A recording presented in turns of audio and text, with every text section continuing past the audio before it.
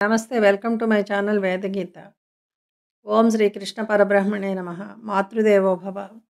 ఈరోజు శ్రీ భగవద్గీత 2వ అధ్యాయము సాంఖ్యయోగము 16వ భాగానికి స్వాగతం. ధ్యాయతో విషయాన్ పుంసః సంగస్తేషూపజాయతే సంగాత్ సంజాయతే కామః కామత్ క్రోధోభిజాయతే క్రోధాద్ భవతి సమ్మోహ సమ్మోహ స్మృతివిభ్రమః స్మృతిభ్రంశాత్ బుద్ధినాశో బుద్ధినాశాత్ ప్రణశ్యతి. మనుజుడు శబ్దాది విషయములను చింతించుచుంట వల్ల ఆ విషయములందు ఆసక్తి జనించుచున్నది. అట్టి ఆసక్తిచే దాని యందు అతనికి కోరిక ఉదయించుచున్నది. ఆ కోరిక వలన కోపం పుట్టుచున్నది. కోపము వలన అవివేకము, అవివేకము వలన మరుపు, మరుపు వలన బుద్ధినాశము క్రమముగా సంభవించుచున్నవి. బుద్ధినాశముచే తుదకు పూర్తిగా చెడినవాడగుచున్నాడు. రాగద్వేష వియుక్తైస్తు విషయానింద్రియైశ్చరన్ ఆత్మవశ్యైర్విధేయాత్మా ప్రసాదమధిగచ్చతి.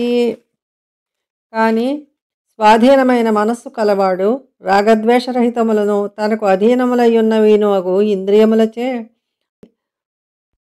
అన్నపానాది విషయములను అనుభవించుచున్నను మనోనిర్మలత్వమును పొందుచున్నాడు.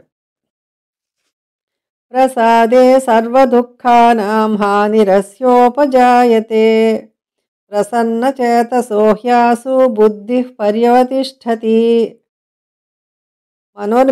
మనోనిర్మలత్వము కలుగగా దాని వలన మనుజునకు సమస్త దుఃఖములను ఉపశమించిపోవుచున్నవి. నిర్మల మనస్కునకు బుద్ధి శీఘ్రముగా స్థిరత్వమును చెందుచున్నది.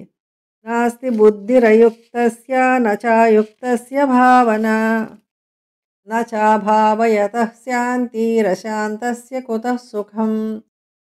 ఇంద్రియ నిగ్రహము మనస్సంయమము లేనివానికి వివేక బుద్ధి కలగదు. ఆత్మచింతనయు సంభవింపనేరదు. ఆత్మచింతన లేనివానికి శాంతి లభించదు.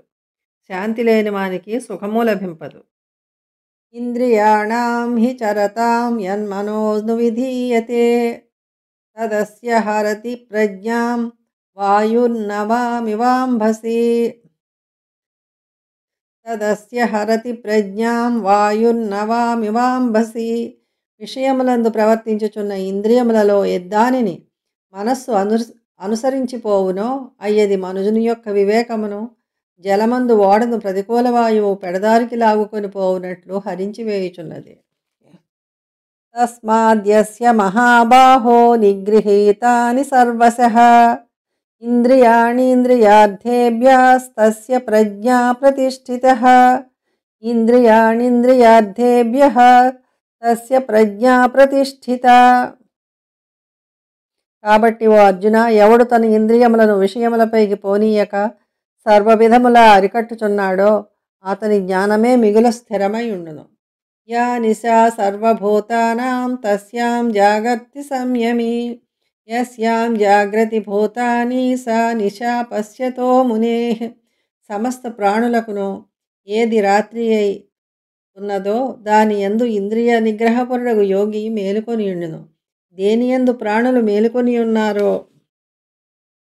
అది పరమార్థతత్వమును దర్శించు మునీంద్రునకు రాత్రిగా నుండును.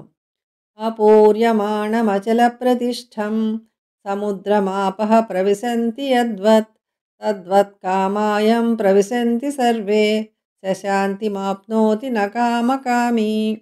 జలములచే సంపూర్ణముగా నిండింపబడినదియో నిశ్చలమైనదియో అగు సముద్రమును నదీ జలము మున్నగునివి ఏ ప్రకారము ప్రవేశించుచున్నవో ఆ ప్రకారమే భోగ్య విషయములన్నీయు ఏ బ్రహ్మనిష్ఠుని పొంది అణిగిపోవుచున్నవో అతడే శాంతిని పొందును గాని విషయాసక్తి కలవాడు కాదు. మరో వీడియోతో మళ్ళీ కలుద్దాం. Thank you.